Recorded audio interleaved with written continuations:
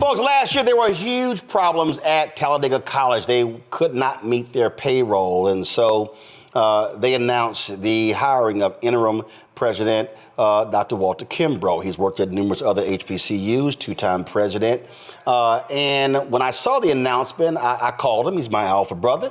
And they wanted him to come there in August. He's like, no. He was literally driving to Talladega. He was like, no. I need to see the books right now. I need to see how bad the problem is right now so we can fix this issue. They saw almost a 25% drop in student enrollment. They had significant expenses. And so they had a major financial problem. And so he went under the hood and began to make the very difficult decisions on how to fix the problem. Now, and glad to have you back, Fred. Before we get into what you all have done, the first thing is, please talk about why. Why is it so important for HBCU leadership to not bury their head in the sand, to run from people, to go, oh no, we don't want, it's our business. We don't want our dirty laundry in the streets when it's already in the streets, when you can't pay vendors, when you got lawsuits being filed against you, when students are calling you out on social media, when they don't have folks on campus because your dormitories are all screwed up. Talk about why it is important to be transparent with the public about the problem and how you're trying to fix it. Yeah. So, and first of all, thank you for having me, and hello to all of your panelists as well. It's a very simple concept called taking out your own trash. You have issues, you talk about them. As you indicated, they called me in mid-June, said, hey, we have an opening, can you come? My wife is a graduate of Talladega. I looked at her, she said, that's my school, and she kicked me out of the house, and I started driving. I mean, it was really quick like that. It was like I was on my way, because I realized I knew it was bad because they had missed payroll, but just having been around, the HBCU presidency for 20 years, I knew it was worse than that. So I got there and started to realize there were a lot of issues. So we had our initial press conference in September to say, look, there are a lot of problems here. We're going to be working on it. And then we decided to have a follow-up to say, we've gotten this $15 million loan. That's going to help us. We still have a lot of work to do. It is by no means solved, but you have to let people know. I also went around the country. I went to about 14 different cities meeting with alums to say, this is what's going on. Here is an accurate picture of where we are and why we need your help. So I understand your frustration, because it frustrates me too, that we have to get out there and say, when there is a problem, we have to just say transparently, here's a problem. This is what we didn't do well. This is what we've done well, and this is how we're going to fix it. But it's a very simple concept. I believe in it, and we've tried to practice that at Talladega, which, people have responded well. So we can say we made progress. It still isn't perfect yet, because the hole was so deep. It's going to take us several years to really get out the hole, but we want to keep giving people updates. We've done this now. We've done this. I think that's the way to go about doing it. And my bad, I said Talladega is Talladega, so I appreciate that. And the thing here, the other piece is this, and I was having this conversation with the sister who was the board chair at Alabama State. You have got to have a board chair who chooses to work with the president and not work against the president. And you got to have a board chair who knows how to, frankly, keep their board in line, where their ego and their personal interests are not being put in front of the interests of the university, its student, faculty, and staff. Right. No, absolutely. I'm actually finishing a book I'm reading by Joseph Jones. He was president of Arkansas Baptist College for about a year and a half.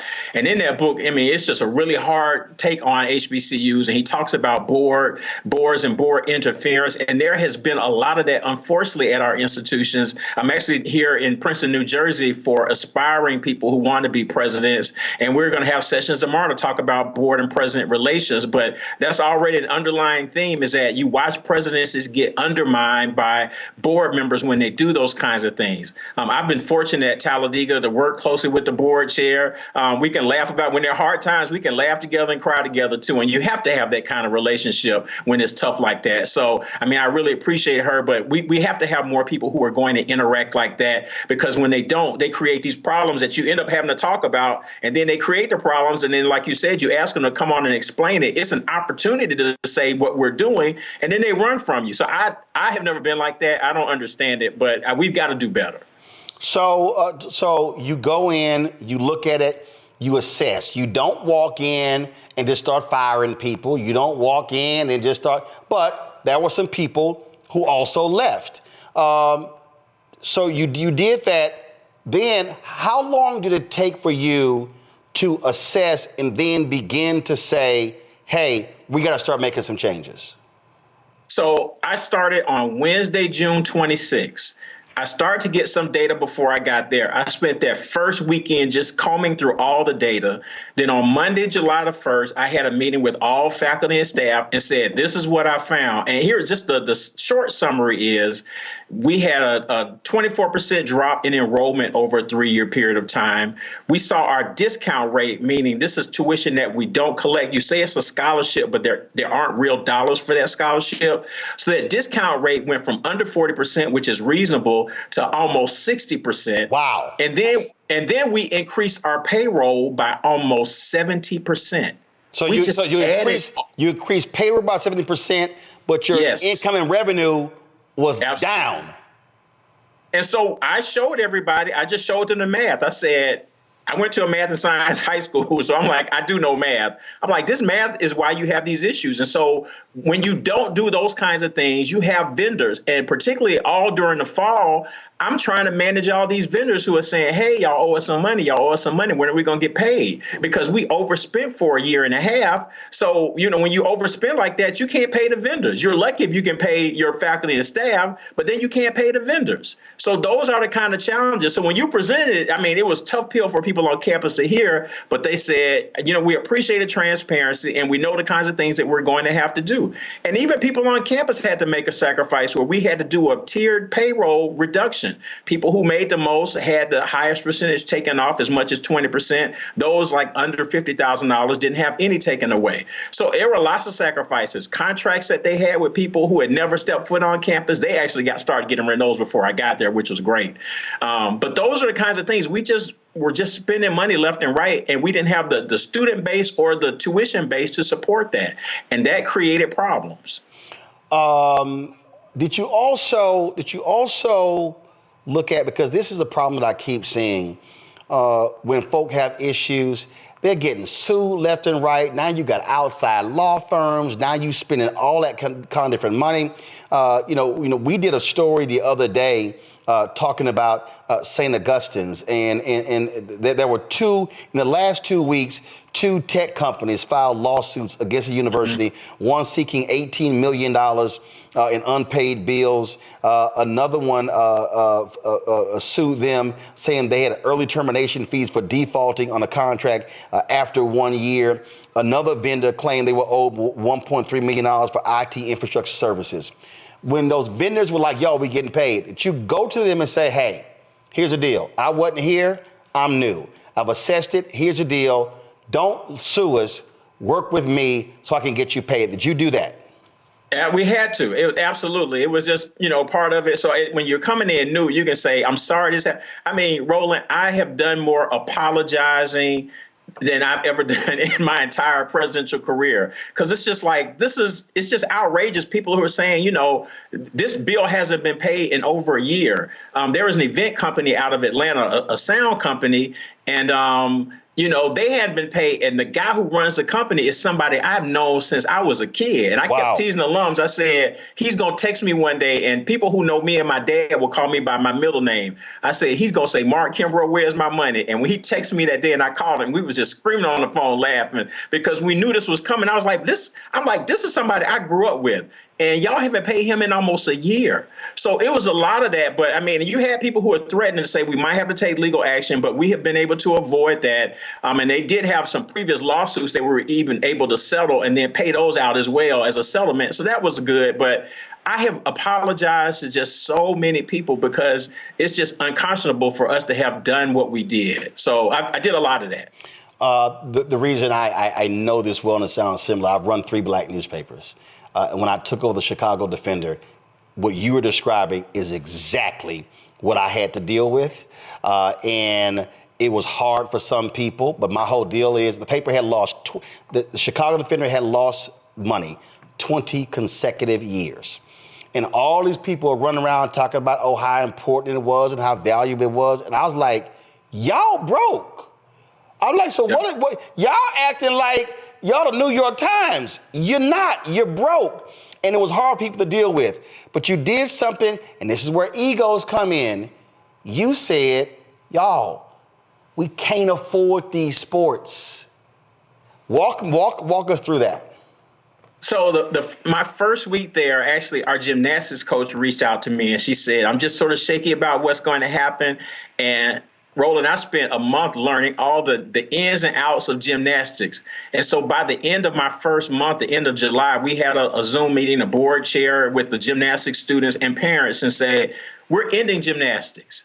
And there were several reasons why. First of all, it's a non-revenue generating sport, and between coaches, between student scholarships, both athletic and academic, we didn't have a facility to practice in, so they were driving to Birmingham 3 times a week, which is an hour away. Wow. We're an NAIA school. NAIA got rid of gymnastics as a conference in the mid 1980s. So we had to compete against NCAA Division III schools, and those gymnastics programs were in the Midwest and in the Northeast, which meant anytime they competed, they had to fly, except there was one meet at Centenary College in Shreveport, Louisiana.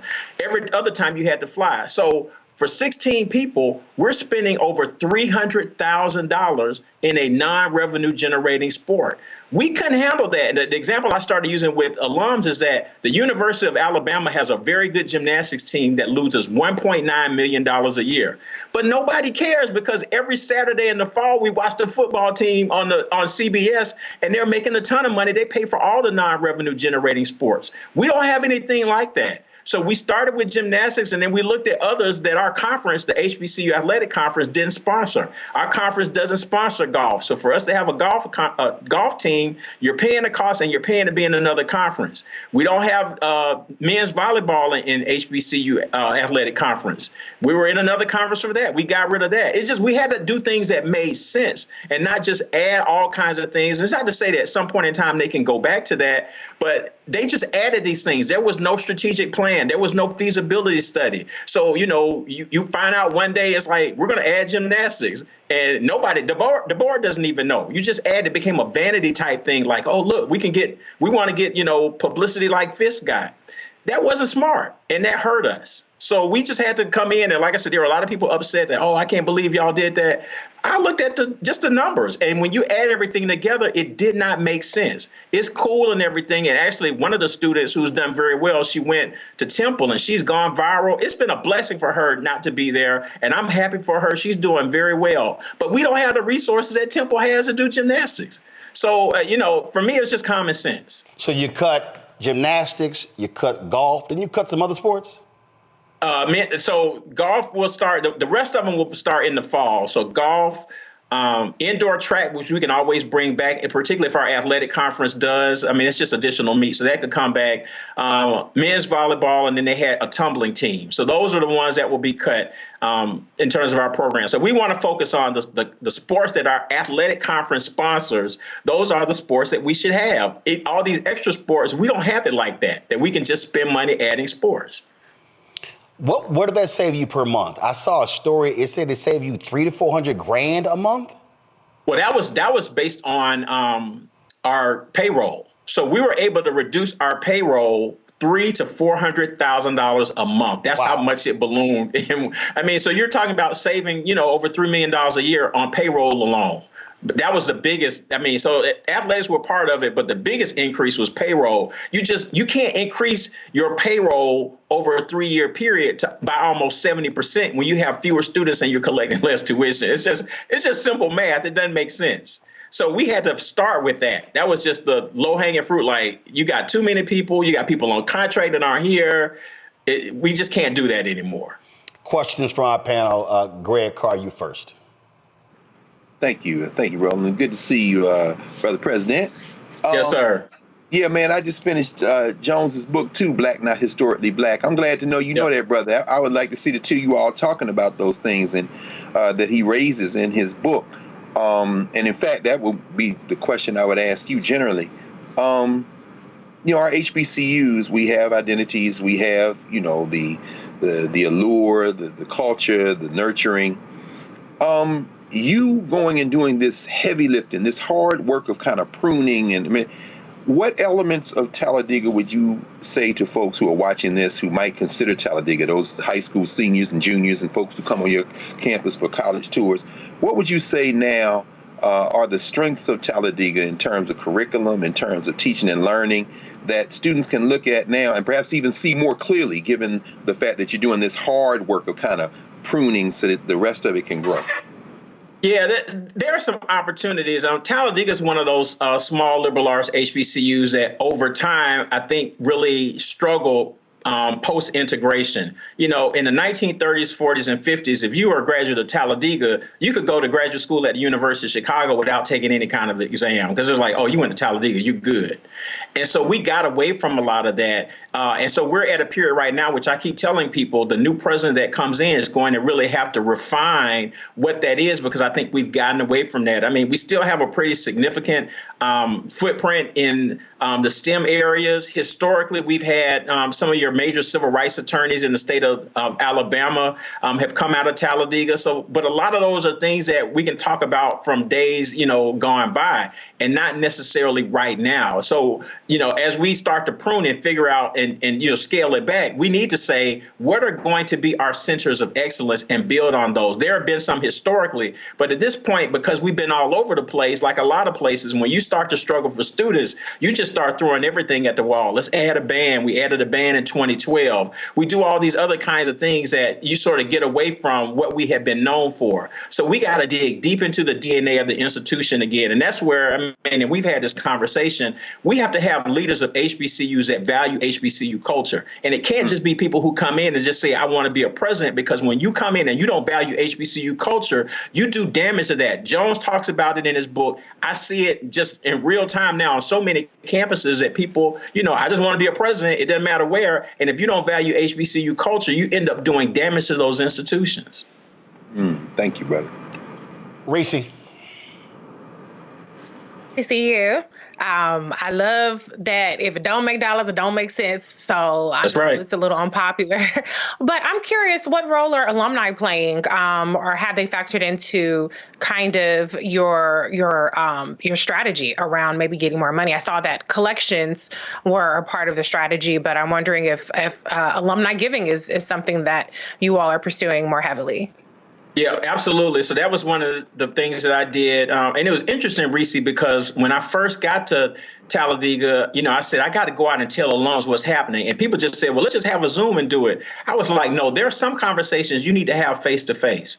And so then you had people questioning and say, well, the school got financial problems. Why are you spending money going to New York and New Jersey and Chicago and Los Angeles? I said, because I think this is important. And secondly, I'm paying for it. So you can't tell me what to do with my money if I'm trying to tell y'all what's going on. And people understood that then. It was like, so I'm not just somebody who is here for a year doing this. When I do this kind of work at our schools, I'm in 100%. I give back a certain percentage of the salary that I get. Even when it was offered to me, I cut it down, because I was like, first of all, what they were paying the previous president was more than I was making at Dillard. And I was just like, that doesn't make any sense. How you going to make more in Talladega, Alabama than you are in New Orleans? I said, so cut that down. And secondly, I'm giving back a percentage to the institution. Plus, all the travel that I've been doing when I go to meetings and those things, I've been paying for that. So I want people to know that I'm in. I'm not just here to collect a check. I'm in to try to help this institution, to tell alums that they've got to be involved too. So we've seen an increase in alumni giving. That's been good. We have alumni reunion weekend coming up. We're going to really push them to keep doing that. But it still is a hard lift, because some, they feel like they got burned. They, last May, they were told everything's good. We got money. And then they see us in the news saying we can't make payroll. So people just like, are we going to make it? And I understand that. And you get some donor fatigue, but you have to tell them, like, y'all have to stay with it. We can't wait for somebody to come save us. It's not going to be Oprah. It's not going to be Robert Smith. It's going to be us. Mm-hmm. So we have to own that and say, this is our school and we're going to save our school, period. Period. They got the right person for the job. It's too bad you interim. Nola? Thank you so much. This clearly is your ministry. Thank you so much for doing this work.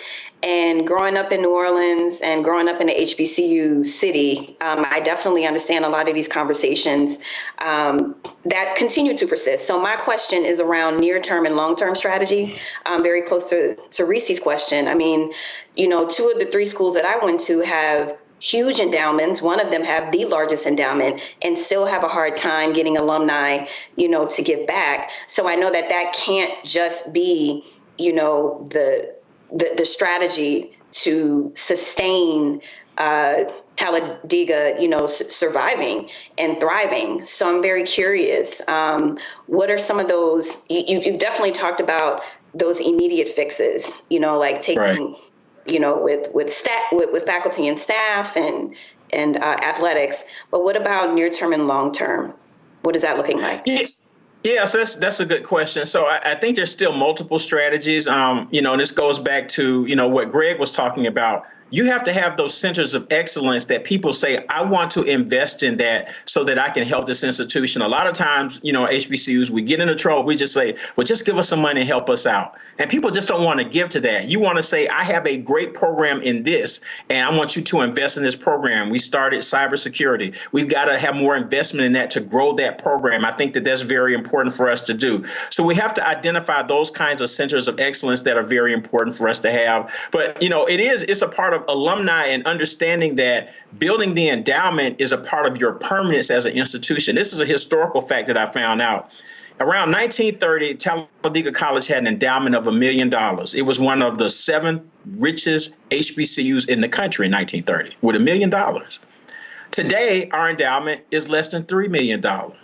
Which makes us now one of the poorest HBCUs. So some of the problems are not just recent history. There's been 90 years of challenges in terms of us building an endowment to really have permanence. That endowment helps you, like when I need to give scholarships, I'm not just discounting, I have real money that I can take a draw from my endowment legally to pay those scholarships. So we have to start, and that's the long game. I mean, you talk about long term, you have to build out your endowment to really have permanence, and then you don't get caught in situations like this where you're so fragile. That's very important. But this is, like I said, when I looked at it historically, I was like, man, how can our endowment only be like less than $3 million when it was one of the richest in 1930?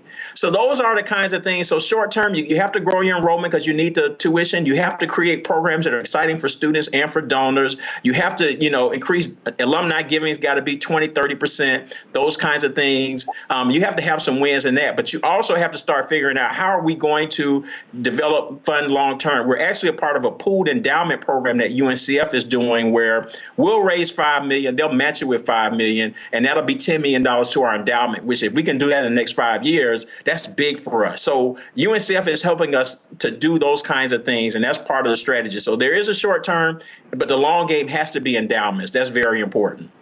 Greg, you had something else? Oh, no, I just wanted to ask Roland. I was sharing with Roland, Brother Walter, this amazing sister, Dr. Virginia Newell. Man, I saw this message. Do you mind speaking something just in closing about her? I was blown away by this sister story, man. Yeah, so she died recently. Her funeral is tomorrow. She was 107 years old. And so she was a scholar. I think she taught math at Winston-Salem State University. She's in North Carolina.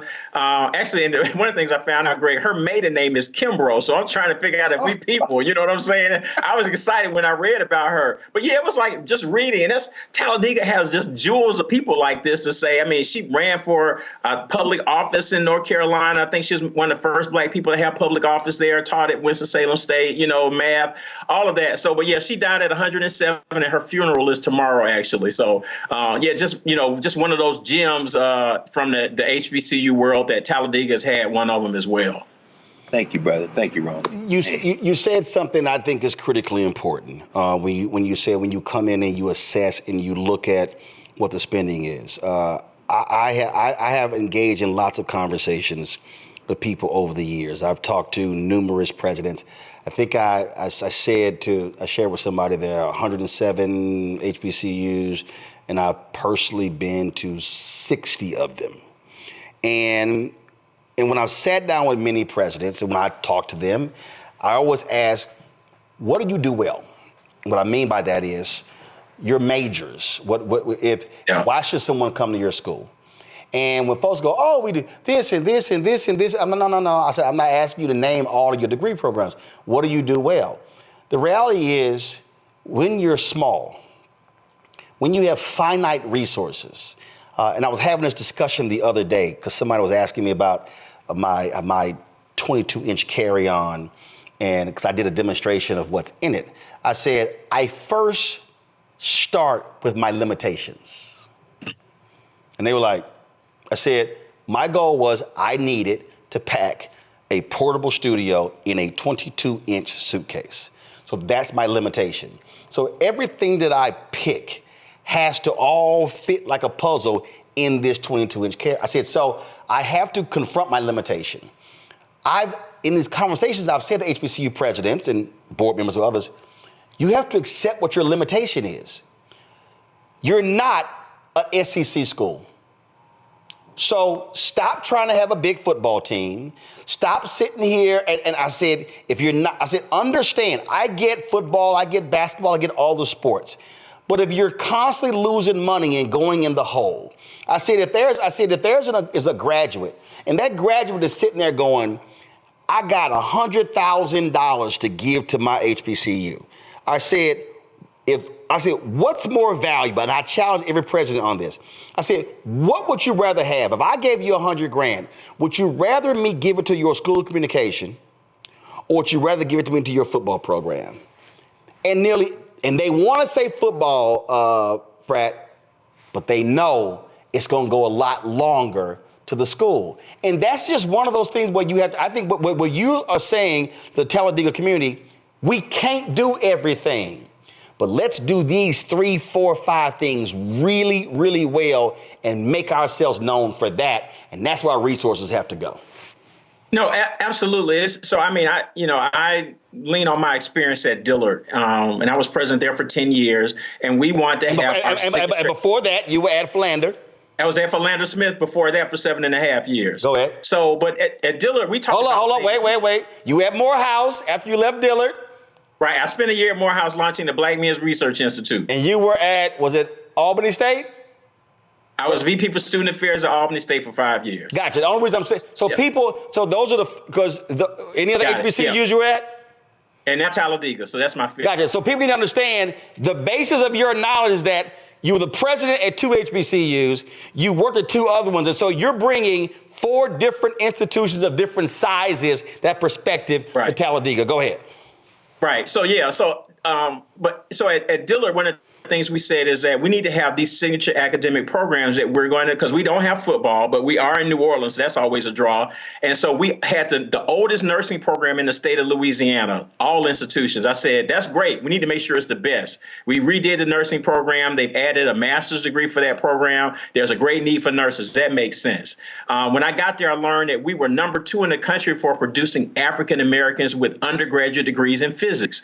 All is lean into that. We're in New Orleans, Hollywood South. We're going to lean into our film program. My first year there, Spike Lee was filming a movie on campus. We had a conversation out on the yard for an hour, just talking about HBCUs as a whole. So we started to lean into that. And then we realized, hey, one of the precursor institutions for Dillard had a law school. Let's start a pre-law program. We went from sending 2 kids to law school every year to about 12 to 14.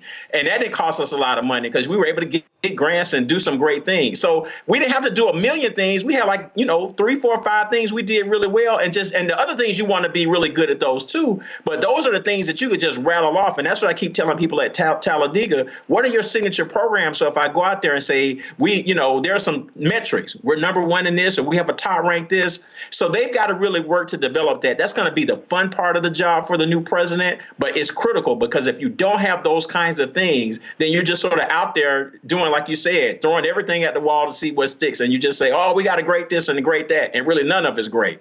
So we got to get out of that habit. So I agree with you. You pick a few things and you lean into those and you want your overall program to be strong. But there has to be some things that you're known for that you can say, this outside agency has said this is great, or we have the metrics on this. That's very important to do. Last point. There are thousands who are watching. There are people who are listening. What do you want from our audience? How could they help? Right. So, for our institution particularly, and there are lots of opportunities. You can go to our website to give. We really want support for Talladega College. There has been a lot of work that's done. One of the things that I keep saying is that when we hire a new president, we're actually going to have interviews on campus in the next couple of weeks. I want to really try to give them with as many resources as they can to really start with a fresh start to keep making the changes. So you can go to our website, talladega.edu. There's a link that says click to give and support our institution. Everything helps. I've met some amazing students at Talladega who are doing some great things. One of our graduating seniors, he's the SGA president. He's a part of a program that's launched in the city of Birmingham for entrepreneurs. For 2 years, he'll be an intern entrepreneur. He has his own business, and they're going to give him $120,000 for his business. So those are the kinds of young people who are at that campus, like all HBCUs. We have wonderful students, but I want more resources for this new president to be able to come in and not just have to have the experience I had, because it's definitely been the greatest challenge in my professional career with some of the issues that we've seen on that campus. So anything that people can give us to support the institution would be tremendous. I really want to give them a cushion to start the work that they need to do. And you committed to serve, what was the period of time when you said you will only serve in the interim capacity? Yes, until June 30th. So hopefully we'll have a president announced by the end of April, early May, and then we have time to transition. And of course, I'll be around to be able to help. So they know I'm not going anywhere, that, wherever I am, I'm just going to be able to help out that person. But I committed that year, so I'll be there until June the 30th. And then we'll have a smooth transition with the new president. So I think what is important here that people need to understand, that there are people who want to commit themselves to Black institutions, but what is required is other people to listen to folk who bring expertise, who know how to fix the problem, as opposed to get in their way. The only way you've been able to do these things is because, again, you had a board chair and a board that did not get in your way. You didn't not have a faculty senate, do no confidence votes, and all sorts of stuff like that. But you also went to all the stakeholders and were upfront with them to explain to them what the problem was. And I think that's what people want. And so every time we got people hit me up and people hit me privately about this Black church or this HBCU, I'm always looking at leadership going, why are you not being free and open and communicating with people and explaining the problem and then laying out the plan of action to fix the problem? Hiding is not the way. And hopefully the people who lead St. Augustine's will realize, I'm not coming to Raleigh tomorrow to destroy folks. We are there because we believe in saving Black institutions, but you don't save Black institutions by ignoring people who can help. Right. Absolutely. Absolutely. And people, Roland, I'll tell you, I've had so many people on campus that just, it's a hard pill to swallow, but people are thankful that you sat down, you talked to people individually. I've tried to keep some distance with students because you don't want them to get too used to you being there. But just to have students just say, man, I wish you would stay. That's really, I feel good about that because they realize that I put a lot into it, that the institution is important to me as well. And alums have been very supportive. So, it's a great community of people. And we just need to continue to have support, but we have to have leadership that believes in what we do. And you're not there for a title. You're there to do the work to continue the legacy of the institution. That's what's required. Folks, the website is Talladega, Talladega. Y'all, come on. Thank you. Come on. Talladega.edu. Talladega.edu. And if you want to support, please do so. Dr. Walter Kimbrough, Fred, always appreciate it. Thanks a lot. Yep, anytime. Appreciate y'all. Thank you. Hello, I'm Isaac Hayes III, founder and CEO of Fanbase. Listen to what I'm about to tell you. The window to invest in Fanbase is closing. We've raised over $10.6 million of our $17 million goal. That means there's room for less than 6,370 people to invest in Fanbase for the average amount. The minimum to invest in Fanbase right now is $399. That makes you an owner in Fanbase today. Go to startengine.com/fanbase to invest. Why? Because current social apps have taken advantage of users for far too long, with content suppression, shadow banning, harmful racist content, and no real tools for monetization and equity. Fanbase has over 1.4 million users and counting, allowing anyone to reach all their following and monetize their content from day one. Social media is the new TV, And whoever owns the apps that distribute that content have the opportunity to own potential billion-dollar companies. While big platforms with uncertain futures are failing to serve their users, Fanbase is stepping up to fill the gap. Don't wait until it's too late. Invest now, invest for yourself and your future. Go to startengine.com/fanbase and own the next generation of social media.